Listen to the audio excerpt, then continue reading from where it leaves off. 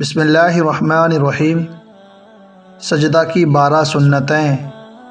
Number 1، سجدہ میں جاتے وقت تکبیر کہنا۔ نمبر 2، سجدہ میں پہلے دونوں گھٹنوں کو رکھنا۔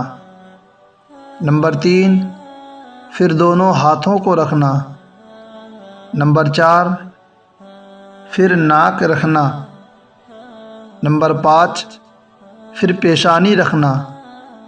نمبر 6، سجدہ میں سر دونوں ہاتھوں کے درمیان رکھنا۔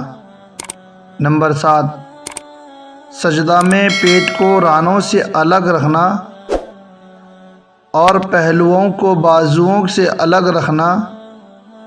نمبر 8، کہنیوں کو زمین سے الگ رکھنا۔ نمبر 9، سجدہ میں 3 بار سبحان ربی الاعلیٰ پڑھنا۔